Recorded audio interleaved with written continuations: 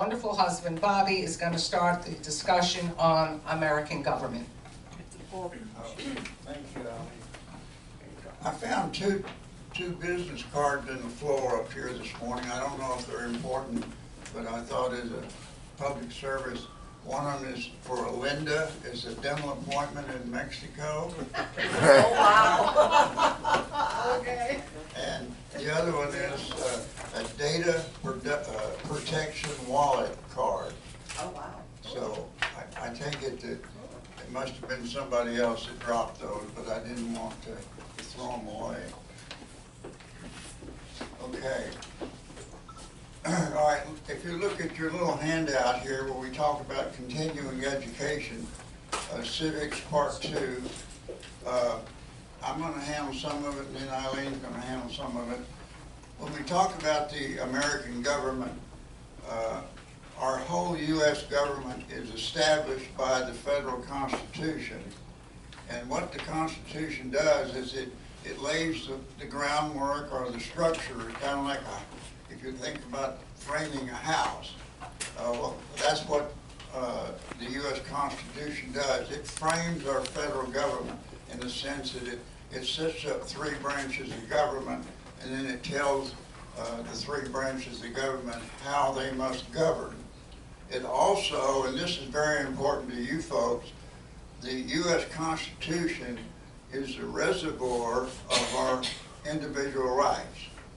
Now, a lot of people think, well, you know, my rights are given to me by God, so I don't need the Constitution to tell me what I can do and what I can't do.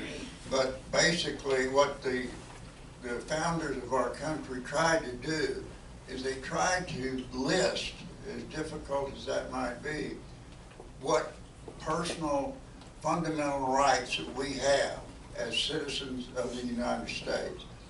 And that's why we call it the Bill of Rights.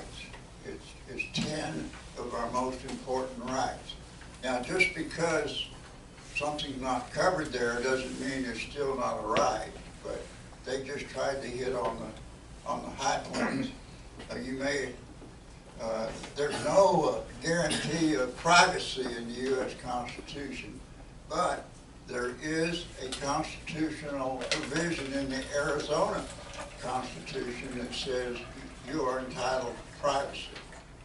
So you have more rights by living in Arizona than you do in a lot of states. You say, well, what does that all mean? Well, think about this. These companies that sell auto repair insurance certificates, if you live in the states that don't have a right to privacy, for example, Texas doesn't have it in their Constitution, they're an insurance company is entitled to your name and address and your basic information.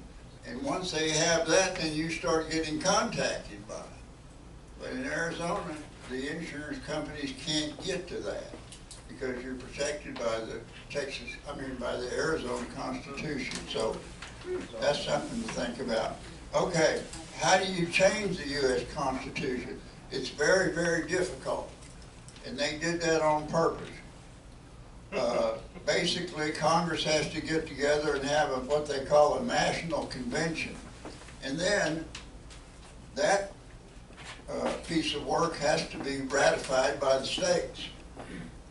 So if you want to change the Constitution and say that all children born in this country are not citizens unless their parents are citizens, then you've got to have a constitutional convention, and then you've got to get, what, 28 states or 38 states to ratify it. Angie, what is it, 38? 38. 38? Yes. I thought so, okay. And that's very difficult. You try to get 38 of our 50 states to agree on anything, good luck. Okay. And as we were talking about the Bill of Rights, that is your individual liberties, freedom of speech, religion, press, assembly, petition, the Second Amendment, protections in criminal proceeding. In other words, double jeopardy is in the U.S. Constitution. you can't be tried twice for the same crime. Now, that may be a lot easier said than actually put into existence, because a lot of federal crimes parallel state crimes. And so you get someone that's charged with a federal crime, and he may also have to stand trial for that same offense in the state court. And they've been back and forth with whether or not is that double jeopardy. You know the fella that's on trial or about to be on trial that just pled guilty? Yes, to shooting the fella in the back. It was the insurance executive. Right. He was charged federally with murder, and he was charged by the state for murder. And he ran and got a plea from the federal government because he didn't want to be tried for murder by the state. Anybody know why? Well, for one thing, they won't put him to death. And number two, he'll be in a federal prison versus a state prison. Right. And if you know anything about the prison systems, you know the federal systems are a much higher level than the state system. How about Fauci? Well, I worked. Yeah. That's right. Well, speaking of Dr. Fauci, they're after his tail end, and let that be a lesson to you. If the government ever decides they're going to nail you, I don't care if you're Jesus Christ. If they decide they're coming after you, they will get you. And they're going to get him. You watch. They've already got his co-defendant has already pled guilty. He said, yeah, he lied, and they hid medical evidence from the federal government. And he's already pled guilty. And he's going to cop a deal with the feds to try to stay out of prison, which probably won't work. But anyway, so they're after Fauci. And there's 3 grand juries right now that are considering whether or not he violated the law. So good luck to him. Okay. Why is the Declaration of Independence important? Well, because it tells the whole world, especially Great Britain, that we have certain unalienable rights. Rights to life, liberty, and the pursuit of happiness. And a lot of countries around the world have used our Declaration of Independence as a base for their own particular government. And we have, of course, a capitalist system of government. I think everybody knows that.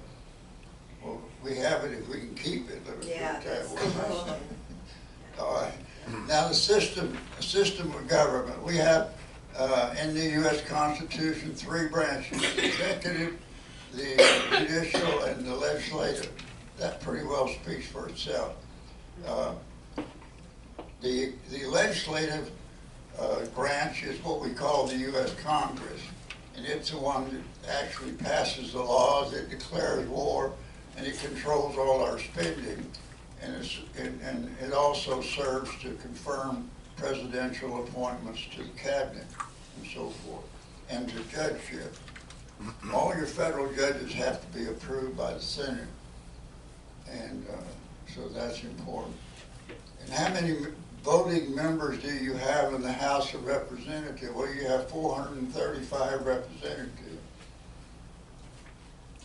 And then you have the powers of the executive branch, which is the president, and he enforces the federal laws. He's commander-in-chief of the military, and he can sign or veto legislation and conducts foreign policy and appoints his cabinet and other federal officials.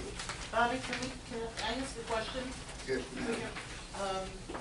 I have some questions about the branches, about Okay. checks and balances. Okay. Because it seems as if we have, among the 3 branches, we have separation of duties, but we don't really have checks and balances, Well, because there's no way, like if the legislative branch, for example, isn't doing its job, there's nothing that is done about that? I mean, there are no provisions for Well, really checking people. yeah, well,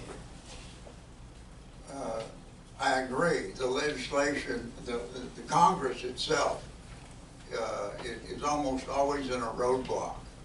As you know from watching the news every night, they can't agree on anything. I mean, they're still debating what to do with this the Save America business about with the voting, and we don't know if that'll ever pass or not. So, yes, they do bog down, but it's all political.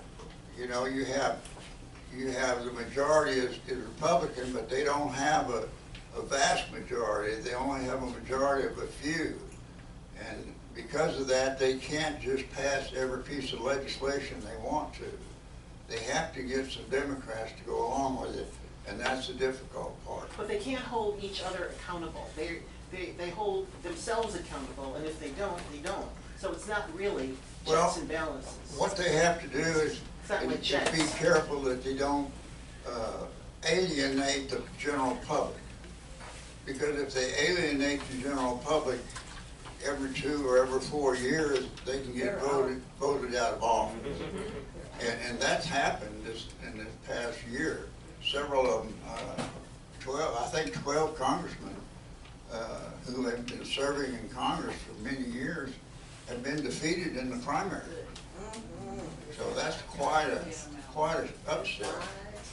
And it's gotten to the point now, if you're running on a Republican ticket and you don't have President Bush's endorsement, you're dead on arrival. That's how it's gotten to be. Trump. Pardon? President Trump. But you talk about the deadlock in Congress. There's always been a deadlock in Congress. I mean, if you go all the way back to the 1850s, you know, when you had half the states were in favor of slavery and half of them weren't, you know, the Congress back then couldn't agree on anything. And it finally ended in the Civil War, you know. So let's hope we don't do that. Okay, let's go to the second page on cabinet level positions. I'm not going to spend a lot of time on that. All of you folks are quite sophisticated and know who the Secretary of State and Defense and so forth are. What about the Electoral College? Why is that important? You know, the Democrats hate the Electoral College. Yes. Because they think they can beat Trump and his people with a popular vote. And they probably could. Well, sure. And in most of the past elections where the Republicans have won, like George Bush Jr., the other side got the popular vote. So the only thing that has really saved the Republicans in our lifetime has been the Electoral College, because the popular vote is either so close or it's in favor of the Democrats that most of the presidents would have been Democrat, and that's because you have giant states like California and New York and New Jersey and Illinois that can basically control the election with their population. And so by limiting their power with the Electoral College, somebody can still be elected president without having the popular vote. And what our forefathers didn't want to do is create a mob situation where the mob controlled. They've seen what happened in the French Revolution and the Russian Revolution and some of the other revolutions that we've had, the Mexican Revolution. And when the mob takes over, look out. And that's what they wanted to avoid. And so they did that by setting up the Electoral College. I have a question, Bob. Yes. Do we have a chance of actually getting a census taken that only counts American citizens? Well, that is going to be a really good point, because we've got a census coming up, you know, what, in 4 years, 3 years? Every 10 years, we have a national census, and in the past, they've only counted residents, quote unquote, whatever that is. But there's a big push right now, and President Trump is really pushing it, that you have to be an American citizen to be counted. Now, states like California, New York, Illinois, and some of the other states hate that, because a majority, not, well, I don't know if the majority, but a great percentage of their population are illegals. They are illegal people, but they're residents. And when they hit a house, say in California, there may be 15 people living in that house. And when the census taker says, how many adults in this house? And they, well, we got 15, okay. And then they go to the next house. They may all be illegals, and they probably are. So the whole point is, do we want these states to have these huge illegal populations and take advantage of it? Because the number of residents is what controls the number of congressmen you have in Congress. So if you've got a lot of residents in California and New York, like they do, then they have the majority of the congressmen. Well, they don't have the majority, but they have a great deal. So those are some things that Trump's trying to put a stop to by saying you have to be a U.S. citizen to be counted in the census. And if that goes through, it's going to fundamentally change the layout of this country. I mean, fundamentally. I mean, even in Texas, where I'm from, there's a whole lot of illegals in Texas, let me tell you. You go out there in West Texas, all those ranchers and farmers, they all have 5 or 6, 10 illegals working for them. And they have houses set up for them and everything. And they've been there for years. So, anyway, okay, let's look at the powers of the states. Now, one of the things I think is very important that you remember is if the federal government doesn't have an enumerated power in the Constitution, that power is left to the states automatically by the 10th Amendment. All powers not expressly reserved to the federal government belong to the states, like domestic relations, wills and trusts, corporation law. That's all state law. And that's where the U.S. government or the U.S. Supreme Court really stumbled when they got into this abortion business. Because there is nothing in the U.S. Constitution that talks about abortion, pro or con. And yet the federal government waded off into that issue when they had no right. And the U.S. Supreme Court finally came to their senses and cured that. But anyway, things like your schools are controlled by the state, your driving privileges, the way you conduct elections, and this is a big problem now. Each state can control its own state election. And then you've got these federal candidates running in states where the state is controlling the election, and it's creating a real problem because some of the states don't require people to prove they're U.S. citizens to vote, and that's a real problem. Okay. Hey, Bobby, Yes, ma'am. don't you think it's time that we made Indians on the reservations citizens so they vote a full ballot? Oh, you just opened up the Pandora's box. Somebody's gotta open it. I mean, Yeah. the borders are open. Okay. They will not allow us to build a wall. Believe it or not, all of the tribal members of these Indian tribes, and I forget there's 580 recognized tribes in the U.S., something like that. It's mind-boggling. Eileen, how many tribes in the US? 525, I think, Okay. 575, it's on our sheet. Those members of those tribes are citizens of their tribe. Right. They are not citizens of the United States. Right. And a lot of people can't believe that, and they say, well, wait a minute. What do you mean they're not citizens of the United States? They were born here. You know, they've been in the military, they get on welfare, and they, you know, and all this other stuff, and they're in schools, athletics, programs, and so forth. So how come they're not American citizens? Well, because the way our laws are set up, when they granted all of these tribes their reservations and so forth, they didn't say they're American citizens. They said they were members of their tribe. They're citizens of their tribe. And so anyway, it's a dichotomy. And it's a strange dichotomy.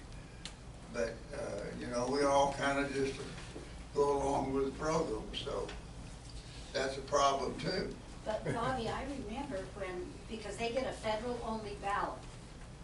Federal only. And that interfered with Eileen Miller's, that election up there. Yeah. Because regular people were sent federal-only ballots. And that's how one Yeah, of the that's supervisors got in. that's where you get into the problem between the state laws and the federal laws, and are they U.S. citizens and this sort of thing, yeah. So if they're not US citizens and the SAVE Act passes, would they be precluded from voting? No, they're They not. wouldn't be US citizens? No, they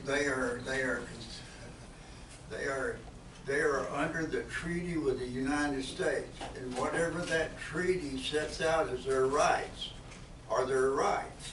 And I know it's kind of strange to sit here in this day and time and be talking about the Indian treaties with the federal government, but that's the way it works. Has anybody ever driven to the Navajo reservation up in north, and is that massive or what? It takes in 3 states almost. And it's really awesome to think about it. I notice there's a lot of oil wells up there now on the Navajo reservation. So between the casinos and the oil revenue, they're probably doing okay. Okay, let's talk a little bit about American history. I'm kind of moving slow. I talk slow, being a Southern boy. The founding documents in 1787. Our U.S. Constitution was not passed in 1776.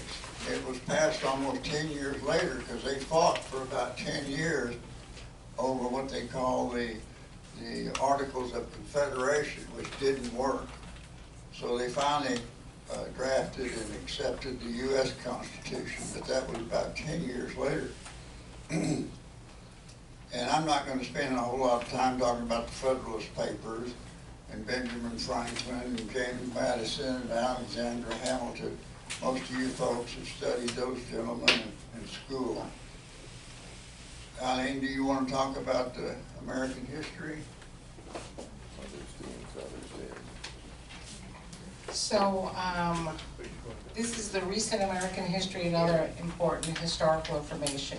And so I'm the person that looked over all of the answers that everybody put on the test. And everybody basically gave the right answer, except no one put the word, I think one person put the word terrorist.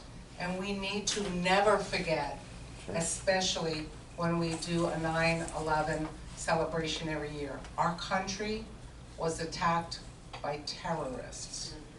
And that is one of the most important things I think that we need to say when people ask us, oh, what happened on 9/11? Yes, it blew up the 2 Twin Towers. It wound up over in Pennsylvania because one guy was bold enough to say, let's get ready to rock and roll. Yes. And then, of course, the Pentagon. But never forget that it was terrorists that unfortunately invaded our country by coming here, most of them on fake F-1 visas, as to go to pilot school. And that one is when our country, I feel, let their guard down. That New York accent's killing me today. And so I had just wanted to make that point, is that people will say, yeah, we blew up the world towers were built up or burnt up and this and that or whatever. But that word terrorist is something I just wanted to stress to everybody that we have to remember. And then that was just that one little point there, and I'm going to give it right back to Bobby, who's going to talk to you about our, after 9/11 attacks, about the military conflicts that have happened thereafter.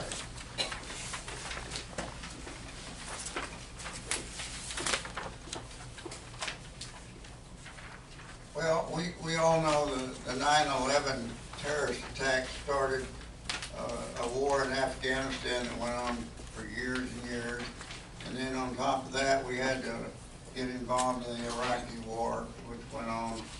And of course, both of those ended in a disaster. And of course, now we've got global counterterrorism operations going on constantly. We've even got one going right now in Iran, as you all know. We've got half of our military might over there around Iran right now. So that's all come about really from the 9/11 attacks. That's where everything started going south, so to speak. And then we got a hopeless war in Afghanistan. We didn't learn anything about the Russians getting kicked out, so we wanted to get kicked out. And of course, we went into Iraq. Actually, I've always said we should have stayed out of Iraq and let Iraq decimate Iran. Yeah. Because even though the butcher of Baghdad was a bad dude, he hated the Iranians more than he hated anybody. And if we'd have stayed out of the Iraq war, we wouldn't be looking at Iran today. Iraq would have taken him out eventually. So anyway, that's just all wishful hoping. So we talked about the Indian tribes. I'm not going to go back over that again. And Eileen, you want to talk about symbols and holiday? Yes. So we talked about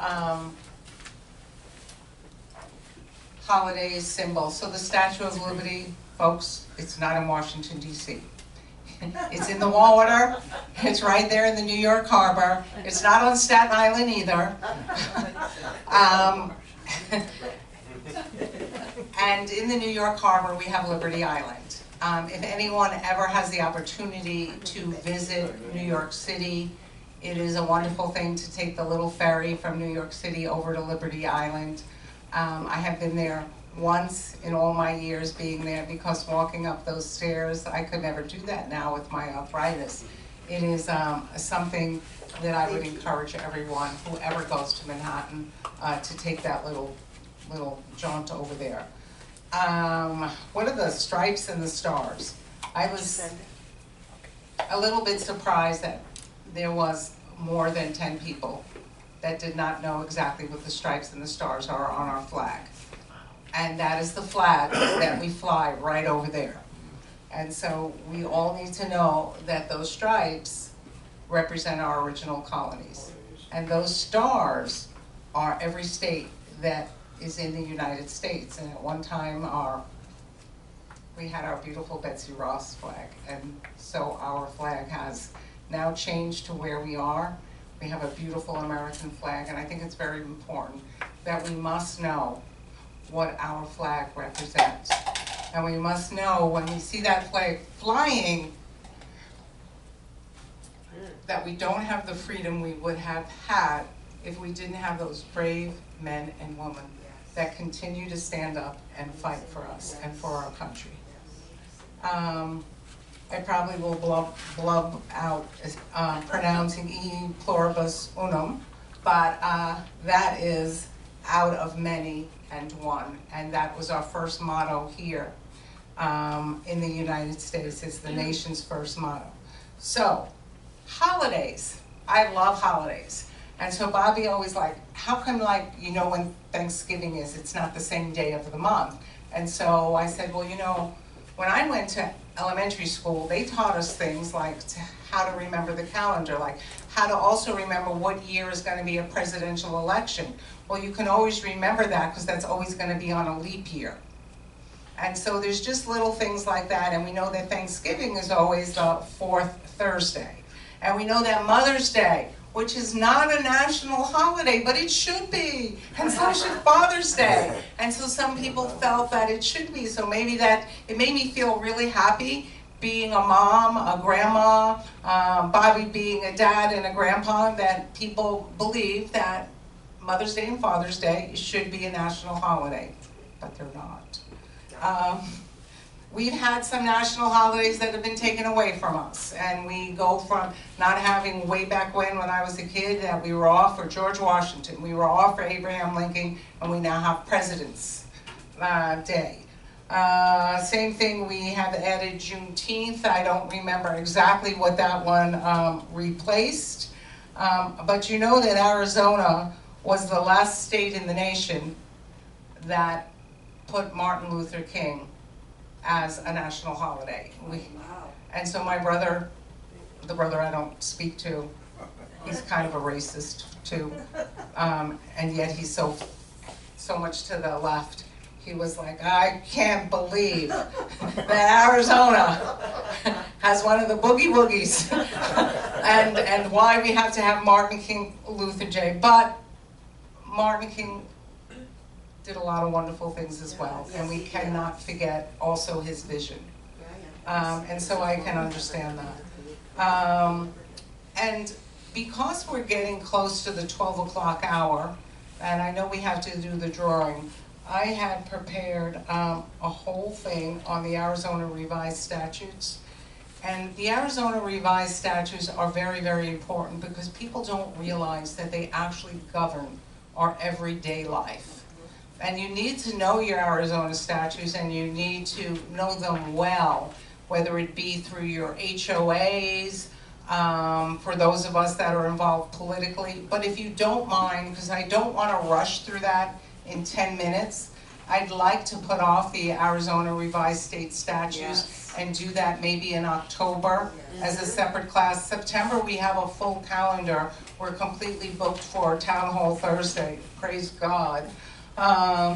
So you would see Bobby and I coming back, if you don't mind, where we will do a class in October on the Arizona Revised State Statutes. Yes. I think it's something that there'll probably be a lot more Q&As of things that we can speak about, and we don't have to only just touch on the political aspect, but we can go into more details in the ARS statutes regarding all of your rights. So if we're all okay with that, then basically this portion of the education that we put through for the United Republicans, and I don't want you to feel that this educational program we gave is 100% of a version of a board approval. I put together the speakers for Town Hall Thursday, and I asked Bobby to join me. And so what you've learned today is our view, our intelligence, and everything that we put together to bring you educational tools, because we know that either a smart citizen or a smart voter is one that is educated. And so at the United Republicans, we want to continue to bring as much education as we can. And when we have civics class, we usually know maybe Renee and her beautiful, wonderful children will show up here as well to have our company. And thank you, we love having you here.